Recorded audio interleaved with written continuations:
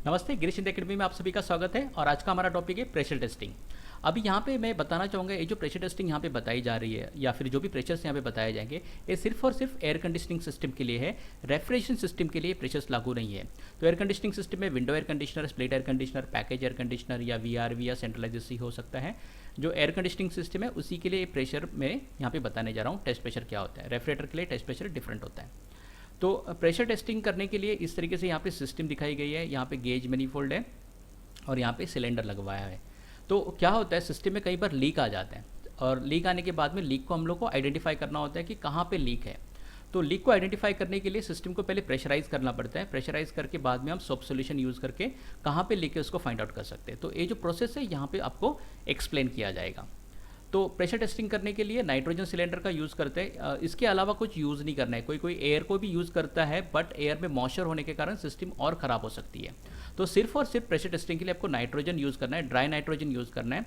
और dry nitrogen का जो प्रेशर होता है वो होता है 2350 psi, 2350 psi इतना प्रेशर होता है। ये काफ़ी हाई है। सिस्टम का जो ऑपरेटिंग प्रेशर है इससे कई गुना ज़्यादा है प्रेशर है, जिससे कि सिस्टम को नुकसान हो सकता है, हमें भी नुकसान हो सकता है। इसके लिए कंपलसरी इस प्रेशर को रेगुलेट करना ज़रूरी है। और प्रेशर को नियंत्रित करने के लिए, रेगुलेट करने के लिए हम ऐसे 2 स्टेज रेगुलेटर का इस्तेमाल करते हैं। यहाँ से हम प्रेशर को रेगुलेट करते हैं और फिर सिस्टम में इसको जाने के लिए अलाउ करते हैं। इस तरीके से ये जो 2 स्टेज रेगुलेटर है दिखाई देता है। इसमें 2 गेजेस होते हैं, एक जो सिलेंडर प्रेशर को दिखाएगा और एक फ्लो प्रेशर, पाइप के अंदर का जो प्रेशर है उसको दिखाएगा। फ्लो प्रेशर कितना होना चाहिए, 300 psi के ऊपर नहीं होना चाहिए, ऐसे यहाँ पे रिकमेंड किया गया है।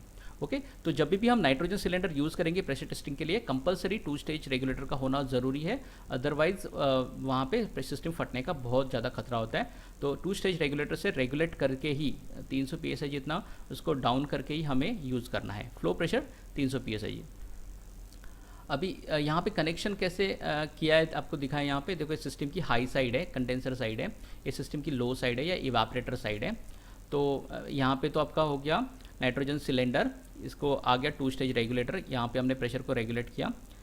जो गेज मैनीफोल्ड होता है उसका जो बीच का कनेक्शन है पीला वाला, इसको हमने जोड़ दिया नाइट्रोजन सिलेंडर के साथ में।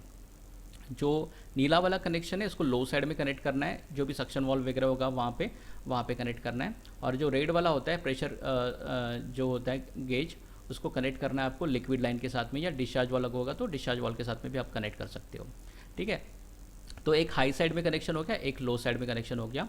और रिकमेंडेड टेस्ट प्रेशर क्या होता है, सिस्टम का जो भी ऑपरेटिंग प्रेशर होगा उससे 1.5 टाइम्स आपका टेस्ट प्रेशर होना चाहिए।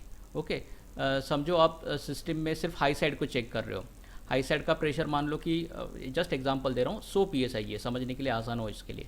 तो 100 इंटू 1.5 अगर हम कर दें तो कितना होता है 150। तो 150 क्या हो गया उसका टेस्ट प्रेशर। तो आपको ऑपरेटिंग प्रेशर पता होना चाहिए सिस्टम का, और ऑपरेटिंग प्रेशर के हिसाब से हम क्या कर सकते हैं, टेस्ट प्रेशर डिसाइड कर सकते हैं। अब यहाँ पे एक चीज़ और है कि आपको ना प्रेशर टेस्ट करने के लिए नेम प्लेट डिटेल्स को चेक करना बहुत ज़रूरी है, क्योंकि मैन्युफैक्चरर जो भी कहता है वही प्रेशर आपको देना है।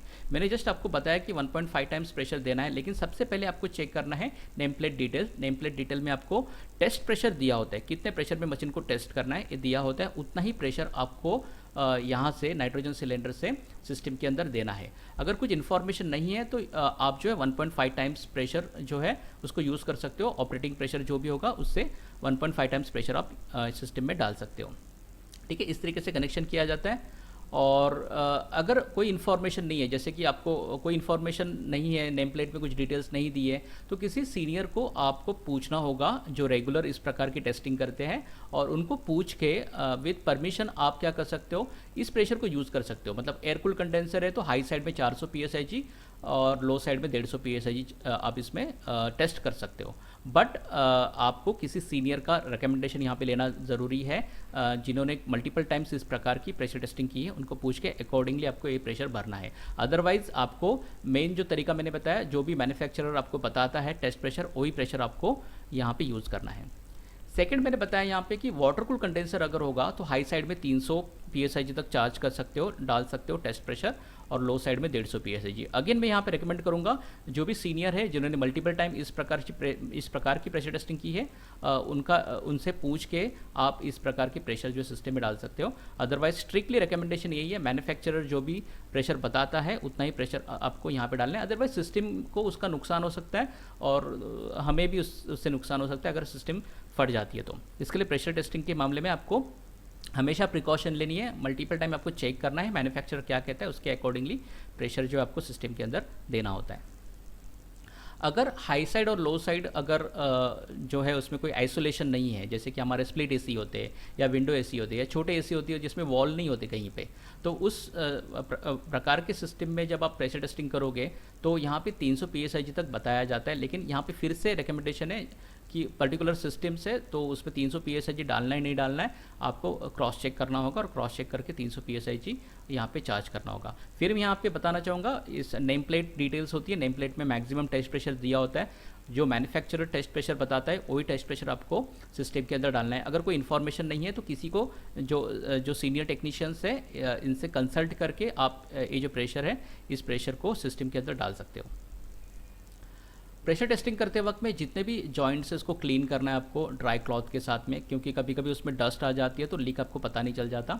और एक बार जो भी रिकमेंडेड प्रेशर है, जो मैन्युफैक्चरर जो प्रेशर बताता है उतना प्रेशर आपने डाल देने के बाद में आप सोप सॉल्यूशन को अप्लाई करते जाओ। जहाँ जहाँ पे भी ब्रेजिंग जॉइंट्स है या फिर फ्लेयर जॉइंट्स है वहाँ पे आप सोप सॉल्यूशन लगा सकते हो।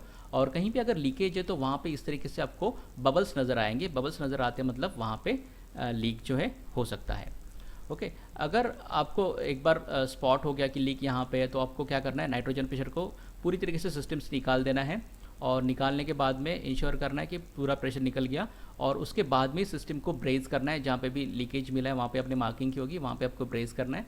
ब्रेज करने के बाद में फिर से आप प्रेशर टेस्टिंग करोगे, फिर से जो भी मैन्युफैक्चरर आपको प्रेशर बताता है उतना नाइट्रोजन का प्रेशर आपको सिस्टम में डालना है और उतना प्रेशर डाल के फिर से चेक करना है। कब तक करना है, जब तक सिस्टम की सारे लीक निकल ना जाए तब तक आपको इस प्रेशर टेस्टिंग को कंटिन्यू करना है। प्रेशर टेस्टिंग होने के बाद में आपको सिस्टम को का जो प्रेशर है उसको निकाल देना है।